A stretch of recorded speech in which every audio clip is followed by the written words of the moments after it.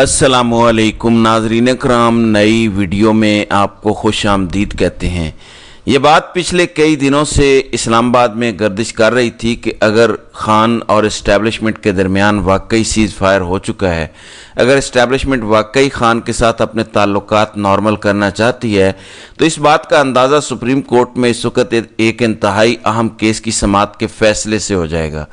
वैसे तो Islamabad high court में भी खान और पीटीआई के बेशुमार केसेस ज़ेर समाअत हैं, लेकिन सुप्रीम कोर्ट में चलने वाला इस वक्त का इंतहाई अहम केस, जिसका फैसला बता देगा कि खान और इस्टेब्लिशमेंट के दरमियान वाकई सीज़ फायर हो चुका है, क्या इस्टेब्लिशमेंट वाकई खान के साथ संजीदा मुज़ाकरात कर रही है या नहीं।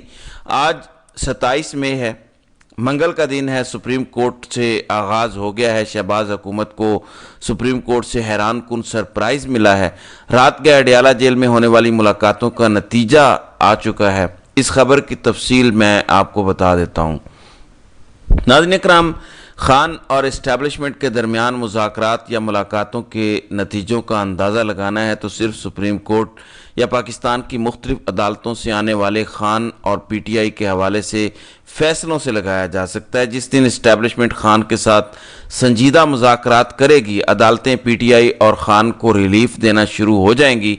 इमरान खान और पीटीआई के हवाले से इस टाइम जो सबसे इम्पोर्टेंट केस सुप्रीम कोर्ट में चल रहा है, गो कि इस केस का फैसला सुप्रीम कोर्ट के 13 रुकनी बेंच, फुल कोर्ट बेंच जो है वो फैसला दे चुका है। मखसूस नशिस्तों वाला केस, ये वो केस है जिसकी सरबराही काजी ने की थी, जिस केस को तहरीर मंसूर अली शाह ने किया था। हैरान कुन नतीजा सुप्रीम कोर्ट से आया था। सुप्रीम कोर्ट के 13 जजेस बैठे थे। 8 ने कहा था कि तमाम की तमाम मखसूस नशिस्तें पीटीआई को मिलनी चाहिए। हुकूमत ने इस फैसले के खिलाफ सुप्रीम कोर्ट में नज़र-ए-सानी दरख्वास्त दायर की।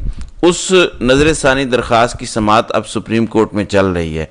कुछ दिन पहले मैंने आपको बताया था कि क्रेडिबल और बाखबर जर्नलिस्ट कहीं ना कहीं ये इंकशाफ कर रहे हैं कि खान और इस्टेब्लिशमेंट के दरमियान पिछले 20-25 दिनों से जो दोबारा राब्तों का आगाज़ हुआ, ख़ास तौर पर पाक भारत जंग के दौरान, इमरान खान के साथ अगर संजीदा मुज़ाकरात हो रहे हैं तो मखसूस नशिस्तों वाले केस का फैसला सुप्रीम कोर्ट का रिटेन किया जाएगा, यानी दोबारा वही फैसला सुप्रीम कोर्ट सुनाएगा।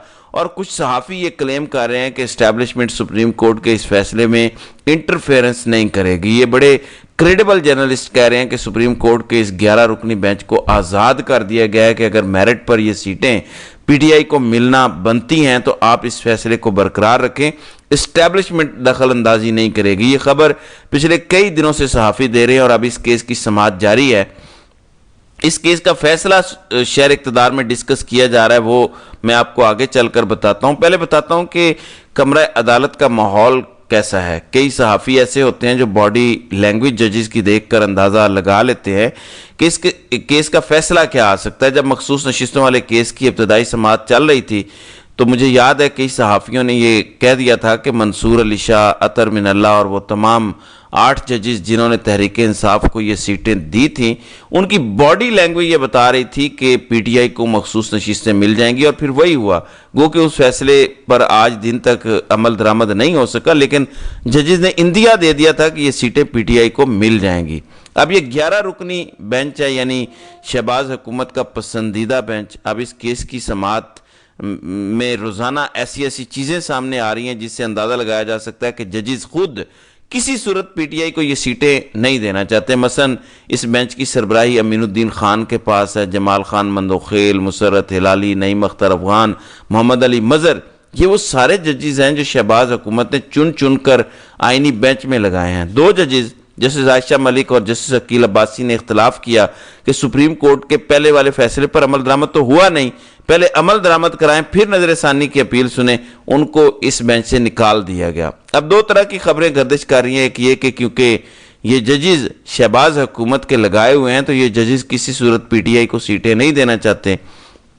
दूसरी खबर शहर इक़्तिदार में गर्दिश कर रही है कि कॉन्फिडेंस बिल्डिंग मैयर्स के लिए इस्टेब्लिशमेंट को क्योंकि पता चल चुका है कि कौमी हम आहंगी की फ़िज़ा पैदा हुई है خاص طور پر پچھلے 20 دنوں کے اندر جو پی ٹی آئی نے افواج پاکستان کا ساتھ دیا، اس ماحول کو خراب ہونے سے بچانے کے لیے ضرورت اس چیز کی ہے کہ سپریم کورٹ کے آئینی بینچ کو اس فیصلے کے لیے آزاد چھوڑا جائے۔ اگر میرٹ پر یہ فیصلہ پی ٹی آئی کے حق میں ہو سکتا ہے تو دے دیں۔ اس کا مطلب اسٹیبلشمنٹ انٹرفیئر نہیں کر رہی، لیکن کیونکہ وہ ججز شہباز حکومت کے لگائے ہوئے ہیں تو کہیں نہ کہیں ان ججز کے ریمارکس، باڈی لینگویج، ان کے سوالات، خاص طور پر مسرت ہلالی، یہ ان 3 رکنی بینچ کے اندر بھی تھی جس 3 رکنی بینچ نے پی ٹی آئی سے ان کا بلہ چھینا تھا۔ قاضی صاحب اس بینچ کی سربراہی کر رہے تھے اور مسرت ہلالی اس بینچ کے اندر شامل تھیں۔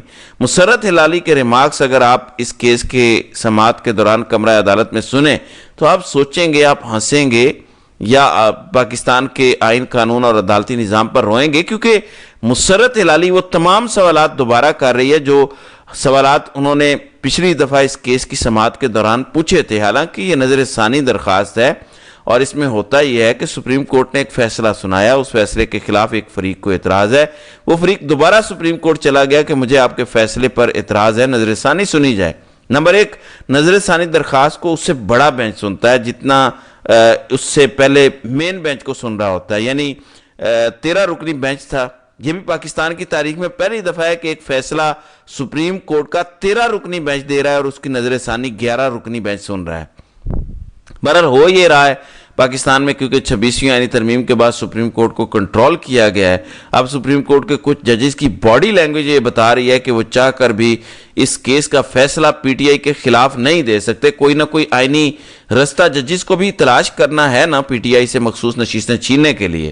سپریم کورٹ کا 13 رکنی بینچ مخصوص نشستیں دے دیتا ہے اور وہ فیصلے میں لکھتا ہے کہ پی ٹی آئی ایک سیاسی جماعت ہے، انہوں نے بے شک آزادانہ الیکشن لڑے، لیکن ان تمام تر آزاد لوگوں نے بعد میں چل کر پی ٹی آئی میں شمولیت اختیار کی، لہٰذا ان تمام جیتی ہوئی نشستوں کے عوض جتنی بھی ریزرو سیٹیں بنتی ہیں وہ پی ٹی آئی کو ملنی چاہیے۔ یہ سپریم کورٹ کا فیصلہ ہے۔ اب اگر کسی جج نے اس فیصلے کو تبدیل کرنا ہے تو کوئی نہ کوئی قانونی نقطہ، کوئی نہ کوئی قانونی پیچیدگی ڈالنی پڑے گی فیصلے کے اندر، تو ہی فیصلہ تبدیل ہو سکتا ہے۔ اب آئین پاکستان کو تو آپ بدل نہیں سکتے، اسی وجہ سے کئی ججز کی باڈی لینگویج، مثلا جمال خان مندوخیل قاضی کے قریب ترین ساتھیوں میں ان کا شمار ہوتا ہے، اگر مندوخیل کے ریمارکس آپ سنیں تو آپ کو پتہ چلتا ہے کہ وہ پی ٹی آئی سے سیٹیں چھیننا چاہتے ہیں، لیکن ان کے پاس کوئی قانونی رستہ نہیں ہے، وہ کوئی نہ کوئی ایسا ریمارک دے جاتے ہیں جو پی ٹی آئی کے حق میں جا رہا ہے، جو یہ بتا رہا ہے کہ پی ٹی آئی کو سیٹیں ملیں گی۔ اس لیے اگر یہ سنجیدہ سیز فائر ہو چکا ہے تو اس کا مطلب ہے کہ پھر یہ فیصلہ پی ٹی آئی کے حق میں ہوگا، کیونکہ خود خان کئی دفعہ یہ بات کہہ چکے ہیں۔ خان کا ایک ہی مطالبہ اسٹیبلشمنٹ سے ہے کہ آپ عدالتوں کو آزاد چھوڑ دیں۔ 26ویں آئینی ترمیم پر بھی سب سے زیادہ اعتراض خان نے کیا تھا کہ جب تک عدالتوں پر اثر انداز اسٹیبلشمنٹ ہوگی خان اور پی ٹی آئی کو عدالتوں سے ریلیف نہیں ملے گا۔ خان نے تو یہ بھی کہا کہ میں عدالتوں کے ذریعے باہر آنا چاہتا ہوں، میں کسی ڈیل یا کسی پرول کے ذریعے رہائی نہیں حاصل کرنا چاہتا۔ تو ٹیسٹ کیس ہے مخصوص نشستوں والا۔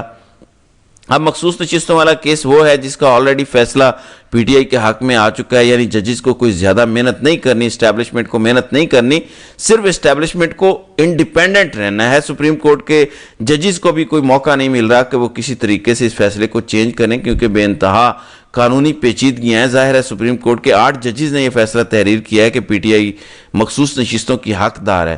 آپ کیسے اس فیصلے کو تبدیل کر سکتے ہیں؟ اگر آپ نے اس فیصلے کو تبدیل کرنا ہے تو آپ کو کوئی نہ کوئی لاجک یا منطق چاہیے ہوگی۔ اس لیے میں آپ کو بتا رہا ہوں انفارمیشن کی بنیاد پر، تجزیوں کی بنیاد پر، کہ باخبر صحافی یہ کہہ رہے ہیں کہ کانفیڈنس بلڈنگ میز کے طور پر مخصوص نشستیں پی ٹی آئی کو دی جائیں گی۔ دیکھیں سپریم کورٹ کے 11 ججز اس فیصلہ